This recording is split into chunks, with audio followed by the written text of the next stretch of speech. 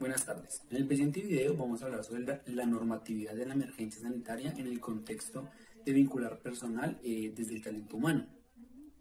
Mi grupo está conformado por Daisy Galindo, Nora Pulido y quien les habla, Raúl Tequier. Somos estudiantes del Centro de Gestión Administrativa de la jornada madrugada, en la especialidad Tecnólogo en Gestión del Talento Humano de la ficha de caracterización 1984763. A continuación vamos a dar una definición normativa de lo que es jornada laboral.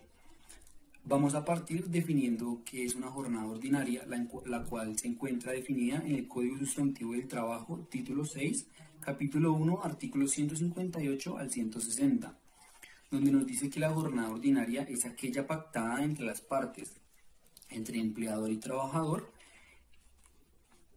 o si no está pactada, se acuerda la máxima legal establecida. Dentro de esta jornada ordinaria esta se desglosa en tres partes, lo que es la jornada diurna, lo que es la jornada nocturna y lo que es la jornada mixta. Vamos a definir lo que es la jornada diurna, y la jornada diurna se entiende como aquella en la cual se realizan las actividades a partir de las 6 de la mañana hasta las 9 de la noche, y la jornada nocturna es definida como aquella en la cual se realizan las labores desde las 9 de la noche hasta las 6 de la mañana.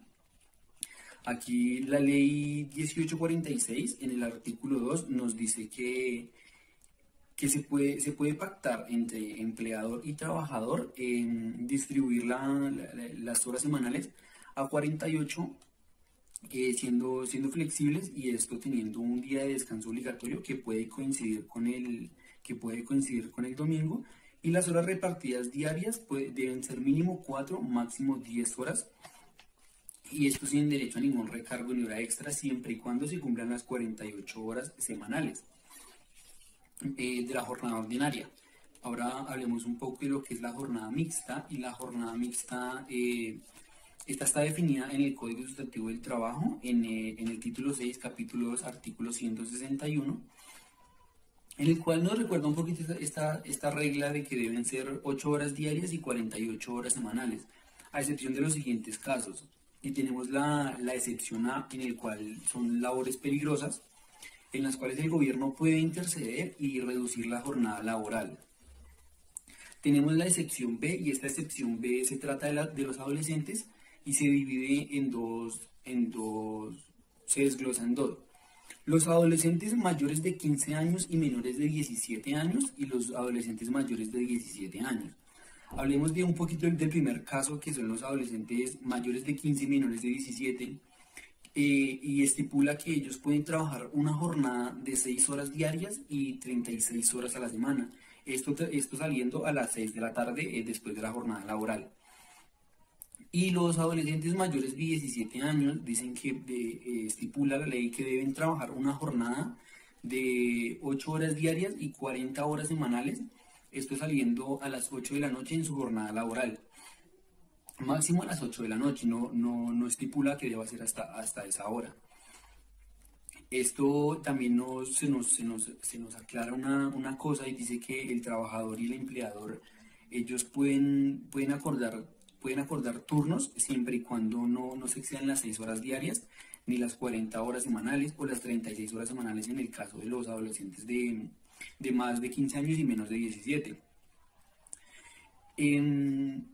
También nos da otra aclaración, y dice que se pueden acordar horarios flexibles dentro de los 6 días laborales a la semana, con derecho a un día de descanso que puede coincidir con el domingo. Este día de descanso es obligatorio y el trabajador debe cumplirlo. Y se debe cumplir la regla de que en esos seis días los horarios se deben repartir teniendo en cuenta que deben ser mínimo 6 horas y máximo 10 horas y 48 horas a la semana. Esto, si se exceden estas 48 horas, se debe estudiar el caso y ver si se deben pagar horas extras de diurnas nocturnas, diurnas dominicales o nocturnas dominicales, según sea el caso. Y por último, la ley 50 de 1990 nos habla en particular de los menores de entre 12 y 14 años, que nos dice que ellos pueden trabajar en jornadas de 4 horas y 24 horas a la semana, esto en trabajos que no requieran un esfuerzo físico exagerado. También se hace una observación en estos puntos y es que el empleador no puede acordar con el trabajador que el trabajador labore 2 jornadas, a no ser que sean labores de supervisión, de dirección o de manejo y confianza. Ahora, después de haber dado esa definición normativa acerca de la jornada laboral, vamos a hablar de las horas extras, las cuales se encuentran contenidas en la Ley 50 de 1990, en el artículo 24, la cual es una modificación al Código Sustantivo del Trabajo en su artículo 168, lo cual estipula lo siguiente, que el trabajo nocturno se remunerará con un 35% sobre el valor del trabajo ordinario. La hora extra diurna se remunerará en un 25% sobre el valor del trabajo ordinario. La hora extra nocturna se remunerará en un 75% sobre el valor del trabajo ordinario. La hora diurna dominical se remunerará en un 100% sobre el valor del trabajo ordinario, y la hora extra nocturna dominical se remunerará en un 150% sobre el valor del trabajo ordinario. Una vez finalizado este tema, le doy paso a mi compañera Nora, que nos va a explicar un poco acerca de las diferencias entre las entidades públicas y privadas, acerca de lo de la jornada laboral. Buenas tardes. Diferencias entre el sector público y privado en la jornada laboral. Empecemos por definir el sector público y el sector privado.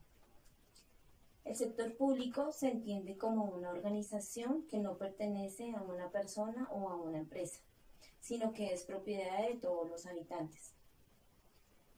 El sector privado se compone de las empresas y las organizaciones cuya propiedad no es del Estado. Son entidades que están en manos de personas o de sociedades comerciales. Las horas de trabajo de un empleado público suelen ser mucho más amenas que las de un empleado privado, dependiendo, claro está, de cada entidad y persona. El primero suele comenzar más temprano que el segundo, pero también desocuparse antes. El concepto régimen de administración de personal incluye el concepto de jornada de trabajo, que precisa el artículo 33, decreto 1042 de 1978, de la sección segunda del Consejo de Estado, donde menciona que la jornada de trabajo es de 44 horas semanales, con excepción para los que cumplan funciones discontinuas, intermitentes o de simple vigilancia, en cuyo caso la jornada es especial de 12 horas diarias sin exceder el límite a 66 horas semanales. Se reconoce el pago de los recargos o los días compensatorios conforme a los artículos 34 al 39 de este mismo decreto. En el sector privado, que se rige por las disposiciones del Código Sustantivo del Trabajo, que estatuye que el máximo de horas de jornada laboral es de 8 horas diarias y 48 horas semanales.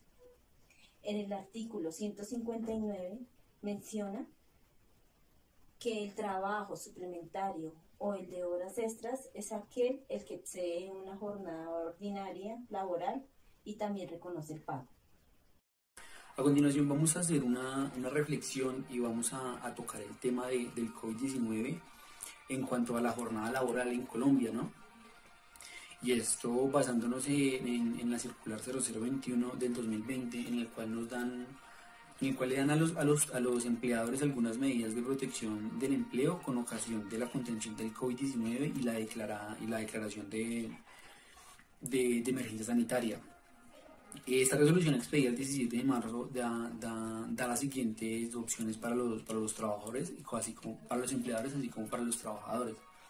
Nos habla del trabajo en casa, el cual está establecido por el numeral 4 del artículo 6 de la ley 1221 del 2008, en el cual nos dice que esto es un trabajo ocasional, ¿no? Que es un trabajo el cual no no necesariamente requiere que se estén desarrollando las funciones diariamente en algún sitio diferente al estipulado como sitio de trabajo.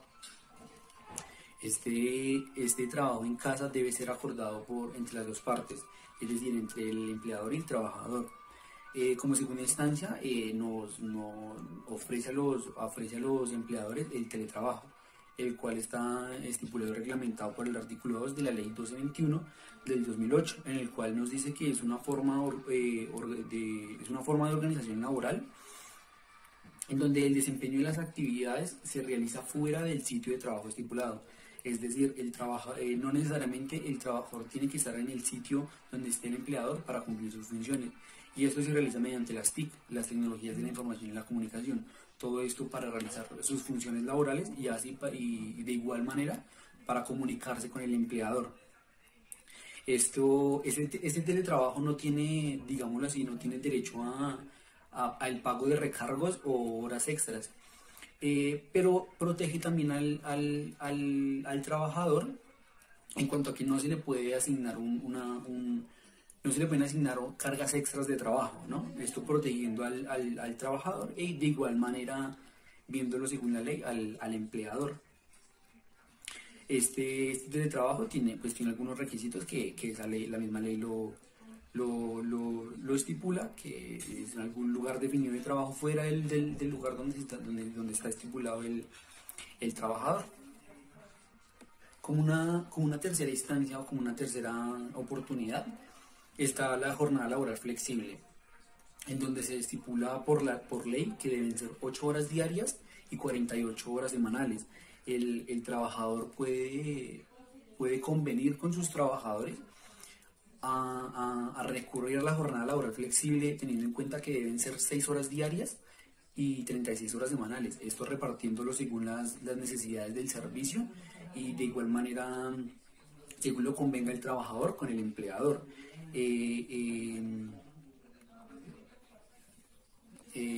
Como cuarta instancia, está en esta circular se referencian las vacaciones. Y tenemos tres tipos de vacaciones estipuladas acá, lo que son las vacaciones anuales, las vacaciones colectivas y las vacaciones anticipadas. Entonces, haciendo referencia a las vacaciones anuales, en el Código Sustantivo del Trabajo, en el artículo 186, nos dice que el trabajador, por un año laborado, tiene derecho a 15 días remunerados. Esos días deben ser hábiles y consecutivos, en los cuales el trabajador podrá descansar. Entonces, el empleador podrá decidir adelantar estas vacaciones según el convenio de sus trabajadores con el fin de proteger el derecho al trabajo y la salud de sus trabajadores. En referencia a las vacaciones anticipadas, el trabajador puede, así el empleador puede, así el trabajador no haya cumplido el año en la organización, adelantar estas vacaciones con el fin de mitigar este impacto que está teniendo esta emergencia sanitaria, con el fin de proteger el derecho a la labor y el derecho a la salud de los demás trabajadores y del trabajador. Y estas vacaciones anticipadas tienen algunos requisitos, y es que el trabajador no podrá reclamar después del año cumplido sus días obligatorios de vacación, porque ya se le dieron por una causa de fuerza mayor. También esta circular también nos hace referencia a las licencias remuneradas, las cuales están estipuladas en el artículo 57 del Código Sustantivo del Trabajo, en donde dice que el empleador tiene la obligación de otorgar estas licencias en caso fortuito o en un caso de fuerza mayor o calamidad doméstica comprobable. Sería otra medida viable para mitigar estas consecuencias de la contención del COVID-19 y esta emergencia sanitaria mundial. Y también nos habla del salario sin la prestación del servicio, y este está contenido en el artículo 140 del Código Sustantivo del Trabajo, donde dice que el trabajador tiene derecho a recibir su paga, aún así no haya realizado las funciones por decisión voluntaria del empleador o por culpa del trabajador. Esto siempre y cuando se debe se debe conveniar de las dos partes, entre empleador y trabajador, en caso tal de que el trabajador le permita el empleador le permita al trabajador no realizar las funciones y de igual manera de igual manera darle su sueldo asignado por la función por la ejecución de esas labores. Estas medidas, vemos que la mayoría de estas medidas son, o sea, apoyan más como al área administrativa, debido a que temas como el teletrabajo o el trabajo desde casa se ven más viables para trabajadores administrativos, ya que ellos pueden tener sus herramientas desde la casa y en sus equipos portátiles, en estas herramientas, en estas tecnologías de la comunicación y la información, ya sean tablets, celulares, computadores de mesa, computadores portátiles. El empleador puede gestionar todos los permisos para así obtener un acceso al servidor donde va a estar toda la información. Ellos pueden llevarse los correos, los teléfonos a la casa y así dar cumplimiento normal a sus funciones designadas. Pero no se está viendo tanto el caso de los trabajadores operativos. Un ejemplo, un trabajador de una planta de producción no se puede llevar los productos para tenerlos en la casa porque siempre necesita la maquinaria, los equipos que solo se encuentran en la empresa. Entonces hay medidas que nos están tomando muy bien para proteger el derecho al trabajo de muchos de los campos laborales que existen en Colombia. Entonces esta es una pequeña reflexión y un pequeño como énfasis en donde los empleadores pueden tomar más medidas para protegerle el derecho al trabajo de sus empleadores, dando así las vacaciones colectivas, las vacaciones anticipadas. Hay muchas medidas que se pueden tomar para poder proteger este derecho de los trabajadores y no simplemente cancelar un contrato o decirles no, vamos a hacer una licencia no remunerada porque nosotros tampoco estamos recibiendo ningún ingreso. Entonces son temas que se deberían tratar entre las partes y hallar un beneficio para ambas partes. Si se puede hacer lo de una jornada laboral flexible, que vaya a trabajar a 6 horas y así que tanto el trabajador como el empleador obtengan sus ganancias y que ambas partes estén bien y pues puedan pasar esta calamidad de una forma agradable. No entrando en pánico y por temas de dinero o por cuestiones de que van a perder su trabajo. Esta es una pequeña reflexión y a continuación doy paso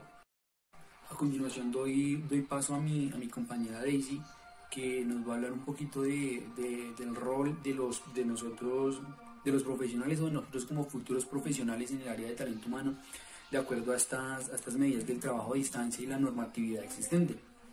Adelante, Daisy. Nosotros como estudiantes de la tecnología de talento humano vemos todo lo que está pasando hoy por hoy frente al COVID-19 como una oportunidad para el bienestar de los trabajadores en las diferentes organizaciones. Bueno, en cuanto a las empresas, hay algunas que decidieron pausar sus actividades y otras que decidieron continuar. Bueno, para los dos casos siempre hemos estado pendientes en las noticias, en las redes sociales, y siempre se ha visto reflejado el bienestar al trabajador.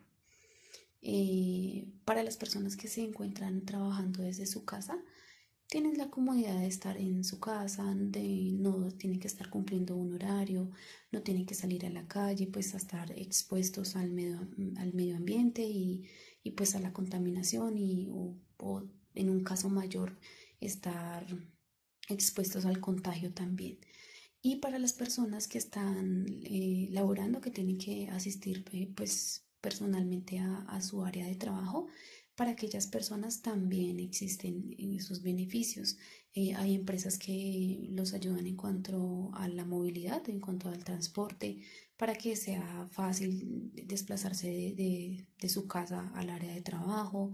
Las horas laborales no son tan extensas, no están teniendo como ese día a día que traían antes, de estrés, de tantas horas de trabajo, eso, o sea, eso que se está viendo reflejado hoy en día es, o sea, son oportunidades de bienestar para los empleados. Definición de las cláusulas en los contratos de trabajo, cláusulas adicionales y cláusulas especiales. El contrato de trabajo en Colombia está regulado por el Código Sustantivo del Trabajo en los artículos 22 al 75, donde se regulan las diferentes modalidades de contratación laboral, su duración, terminación e indemnización en caso de que el despido sea injustificado. Primordialmente, lo que un contrato de trabajo establece son las disposiciones que ha de cumplir tanto la persona empleada como la persona que la contrata. Las cláusulas principales que todo contrato de trabajo deben llevar son la identidad de las partes, aparecen los datos de la persona empleada y los de la empresa y persona física que la representa. Plazo del contrato, es decir, qué tipo de contrato se está firmando, si es indefinido, temporal, aprendizaje o de prácticas. Labor del empleado, debe estar especificada la categoría profesional a la que pertenece y el puesto a ocupar. Cuantía de la remuneración o sueldo, especifica la frecuencia del pago y se debe comprobar que esté lo que se acordó en la negociación del sueldo. Lugar donde se llevará a cabo el trabajo, especifica el centro de trabajo para saber a qué sede se pertenece. Jornada de trabajo, especifica si la jornada es parcial, a tiempo completo o por turnos.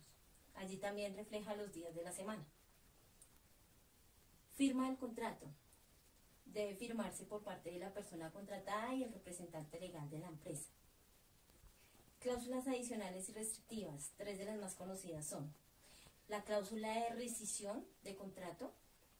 Los casos más conocidos de esta cláusula se encuentran en el mundo del fútbol. Si la persona empleada decide abandonar su puesto, tiene que hacer frente al pago de una cuantía económica que lo compense. Cláusula de confidencialidad. La persona contratada debe guardar secreto y sigilo profesional sobre cualquier información confidencial. Cláusula de plena dedicación. Quien firma un contrato con esta condición no puede trabajar para varias empresas. Si acepta esta cláusula, debe pagar una compensación económica si es incumplida. Los contratos laborales en la actualidad se rigen por estas cláusulas, de otra forma no serían legales. Con ello se busca que se respeten tanto los derechos del trabajador como los del empleador a la hora de contratar a una persona. También están mirando el tema de la seguridad y la higiene personal para evitar también estos contagios en las empresas como tal, donde hay más aglomeración de personas, ¿sí? Bueno, yo creo que pues ya en un ámbito más profesional, si fuera el caso tal de nosotros que estuviéramos ya, digámoslo así, ya hubiéramos culminado las pasantías, ya fuéramos profesionales, igual la idea sería la misma frente a un caso de estos, sería gestionar, estar siempre apoyando pues en las áreas que uno más pueda, siempre estar o sea, frente al bienestar del empleado, de que pues pueda recibir su pago ya sea quincenal o mensual, que igual que el trabajo, que las horas que elaboren sean las que tengan que ser, que sean las acordes, que el empleado no sienta que, o sea, que tiene una presión y que tiene una carga que vaya a trabajar, puesto que eso es lo que sucede hoy en día. Hoy en día en las organizaciones no, en la mayoría, no miran eso, no es tan, o sea, el bienestar de los empleados no es como tan relevante. Lo más importante es que trabajen, que cumplan con su horario, que realicen sus actividades, sus funciones, sus labores, todo, pero no están mirando, no es como ese bienestar del empleado para saber que si una persona se siente bien en una empresa, pues así mismo va a desarrollar sus capacidades. Entonces, pues, frente a todo esto que está pasando, esa es la conclusión que nosotros tenemos y eso es todo. Espero pues hayamos sido claros con todo el contexto de la información y que pues haya servido y haya sido de un aporte. Gracias.